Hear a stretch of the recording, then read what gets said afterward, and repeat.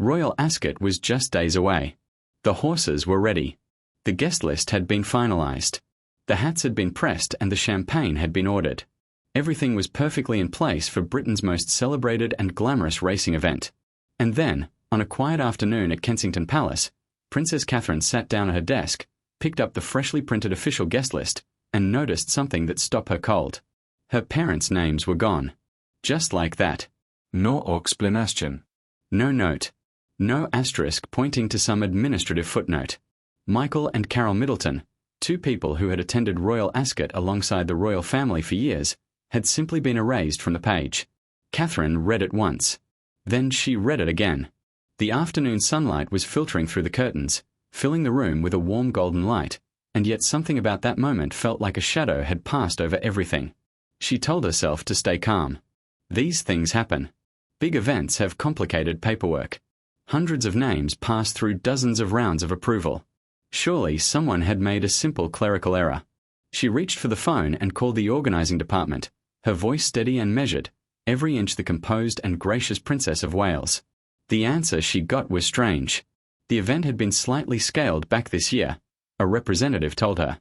The focus would be on senior members of the royal family. Catherine asked for clarification. A different voice came back with a completely different explanation.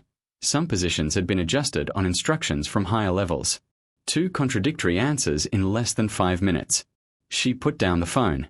Her knuckles were white around the receiver. And in that moment, Catherine knew this was no clerical error. Someone had done this deliberately. And they had timed it perfectly, waiting until the very last moment when there was almost no time left to question anything, challenge anything, or fix anything before the cameras started rolling and the world started watching. But here's the thing about Catherine that people sometimes underestimate. She doesn't panic. She thinks. And she was already thinking. The Middleton family had never been the type to push themselves into the spotlight. Carol and Michael had raised their daughter to be strong, graceful, and dignified, and they had lived by those same values themselves. When Catherine married into the royal family, her parents stepped back quietly and let her shine.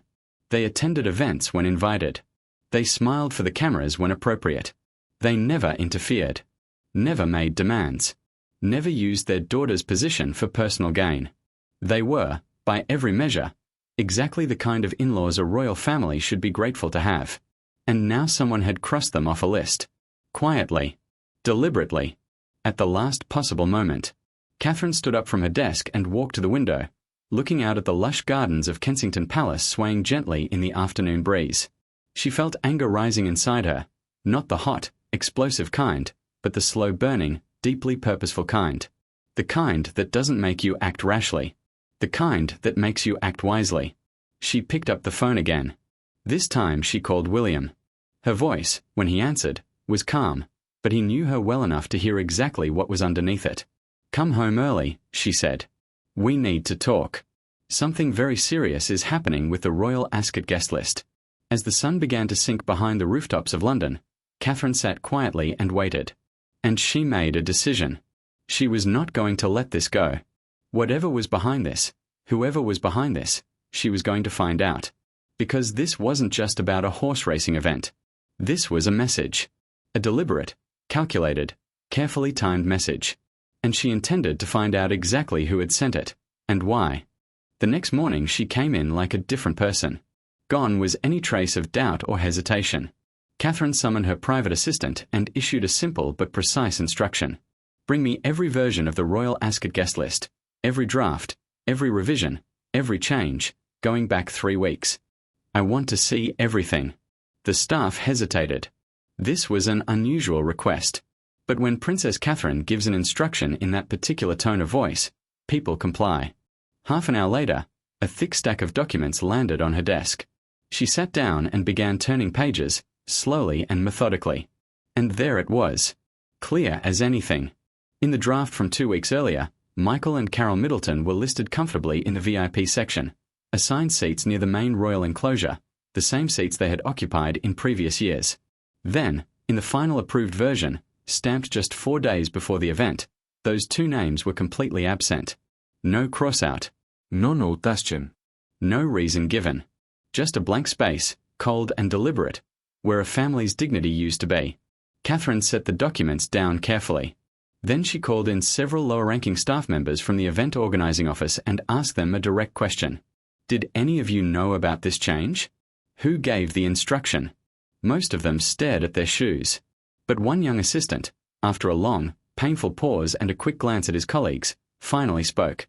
His voice was barely above a whisper. The instructions, he said, had come from Queen Camilla's office. In the final round of approvals, he and his colleagues had simply followed orders. The room went very quiet. Catherine thanked him. Calmly. Professionally. And then, the moment he left the room, she exhaled slowly and let the full weight of what she had just heard settle over her. Camilla. She had suspected it from the beginning, in the way that you sometimes sense the shape of a thing before you can see it clearly. And now the shape had come into focus.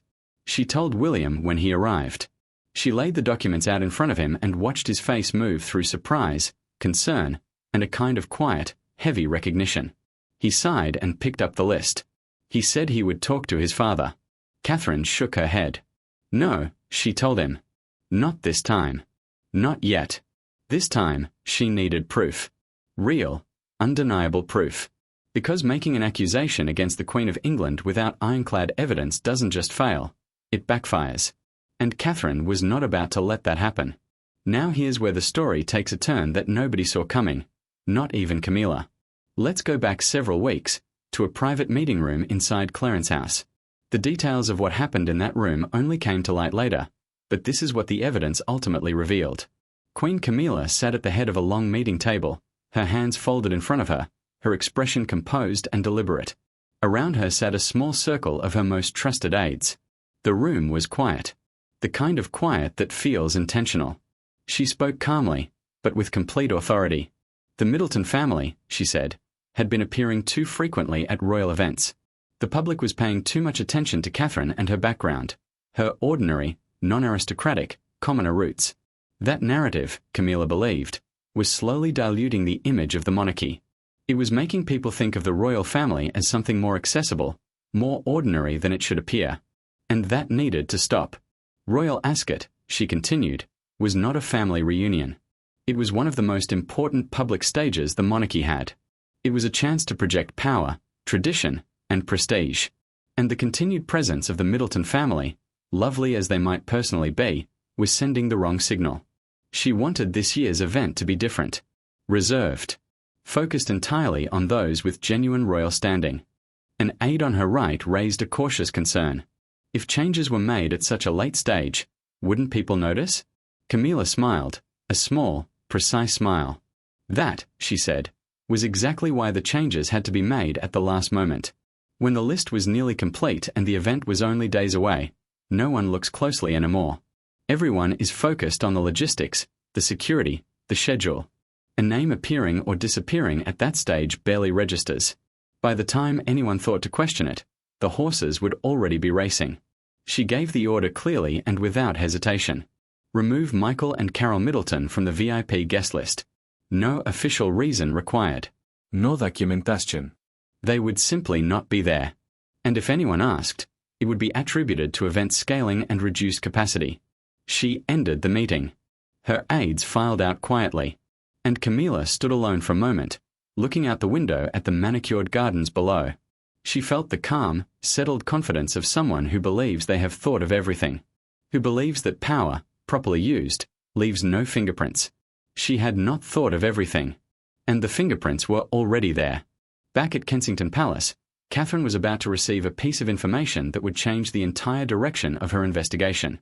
One of her team members came to her that morning with news that seemed almost too perfectly timed to be coincidental. Edward Hargrove, Queen Camilla's private secretary, one of the very few people with direct access to the final guest list, had submitted his resignation the previous day. One day after the final edits had been made to the list. His stated reason was personal health concerns. But that wasn't all. Hargrove wasn't just resigning. He was leaving the country. A one-way ticket to Switzerland had already been booked. Portions of his bank account were being transferred. He was moving quickly, quietly, and with the kind of urgency that has nothing to do with a health concern and everything to do with fear. Catherine felt the pieces clicking into place. She gave one quiet instruction to her most trusted assistant. Find him. Discreetly. That same afternoon, in a small, unremarkable cafe tucked into a quiet corner of a London suburb, Catherine sat across a table from a man who looked like he hadn't slept in several days. Edward Hargrove came in with his collar slightly rumpled and his eyes scanning the room before he'd even fully pushed the door open. He sat down, leaned forward, and immediately told her she shouldn't have summoned him. That it was dangerous. That if anyone found out he was here, it would all be over for him. Catherine looked at him steadily and said nothing for a moment. Then she told him exactly what she knew. That the names had been removed. That it had happened in the final approval window. That instructions had come from the Queen's office. And that he had been the one to carry them out. Hargrove stared at the table. The silence stretched out.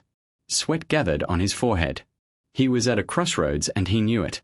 Running hadn't worked. She had found him. Staying silent wouldn't work either. The walls were already closing in. And Catherine, to her credit, didn't threaten him. She simply told him the truth, that cooperating was his safest path forward, that she could protect him, and that the royal family needed honesty more than it needed another cover-up. He broke. Quietly, in a trembling voice, Edward Hargrove confirmed everything. He had personally removed the Middleton names from the list. The instruction had come directly from Camilla's office, given verbally but followed up with a handful of internal emails and memos. Camilla had been careful. Most of it had been verbal, off the record. But not all of it. Catherine leaned forward. She asked if he still had any of those documents. He hesitated. Then he nodded. And then Catherine made a request that Hargrove clearly hadn't been expecting. She asked him to make a phone call. This is the moment that shifted everything. Because that evening, in a sealed room with a recording device provided by Catherine, Edward Hargrove dialed Queen Camilla's private number. He was terrified. His hands were shaking. But he followed the script with remarkable precision. He told Camilla he was calling to confirm the Royal Ascot list had been handled as requested, that the Middleton family names had been removed successfully. And then, very carefully, he asked what staff should be told if Princess Catherine raised questions about the changes. Camilla answered without a moment's hesitation. Her voice on the recording was calm, even slightly amused. "Tell them it was a technical error," she said. "This was my decision, made many weeks ago. I am the Queen, and Royal Ascot must reflect the true position of the reign. The Middleton family does not belong at the centre of these events. They should not be appearing as often as they have. I made that clear. This is simply an internal adjustment." Every word was captured. Every word was clear. And Queen Camilla, in that single unguarded phone call, had handed Catherine everything she needed. When the recording reached Kensington Palace that night, Catherine and William sat together and listened to it in full. The room was completely silent except for Camilla's voice, steady and confident and utterly unaware of what she had just done. When it ended, Catherine sat very still for a long moment. Then she looked at William and said quietly, she confirmed to herself, "There is no way to deny this now." William placed his hand on her shoulder. His face was serious and there was something heavier in his eyes, the weight of a man who loves both his wife and his father and understands that the next morning is going to be one of the most difficult of all their lives. He told her she had done the right thing.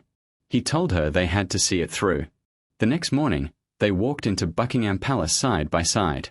Catherine carried a USB drive and a printed file of testimony. She asked for a private audience with King Charles III. And when they were seated across from the king, a man who had devoted his entire life to the idea of this family, this institution, this legacy, Catherine placed everything on his desk without fanfare or drama. She simply said, "Father, I have evidence. The removal of my parents from the Royal Ascot guest list was not an accident. It was a deliberate decision made by Queen Camilla's office." And then she pressed play. Charles listened to the entire recording without speaking. His face was tired in the way that only certain kinds of disappointment can make a person look tired, not physically exhausted, but worn down by something far harder to wrest away. When it ended, he was quiet for a long time. He rubbed his forehead. He looked at the desk. And then he said, "The evidence is too clear." This was deliberate. It went beyond acceptable limits. He made his decision that same day. Michael and Carol Middleton's names were reinstated to the VIP guest list immediately. New approval protocols were introduced across all royal events. Any last-minute changes would now require sign-off from at least 2 senior members, with full written documentation of the reasons. The quiet, informal system of verbal instructions and off-the-record adjustments that had allowed all of this to happen in the first place was dismantled, and Queen Camilla's direct involvement in event logistics was significantly curtailed. She would no longer have unilateral authority over guest arrangements without review from the King's office. The announcement released shortly afterward, that Camilla would be withdrawing from royal duties beginning in July for health reasons, was carefully worded for public consumption. But inside the walls of Buckingham Palace, everyone understood exactly what it meant. Royal Ascot 2026 went ahead as planned, on a warm and golden English June afternoon. And in the royal enclosure, in seats near the main grandstand, sat Michael and Carol Middleton, officially listed, warmly welcomed, and photographed smiling in the sunshine. Images of Catherine's family on the grandstand became one of the most talked about moments of the entire event. Not because of anything dramatic or obvious, but because of what those images quietly represented to the people who knew the full story. Catherine watched her parents from across the enclosure and felt something settle inside her.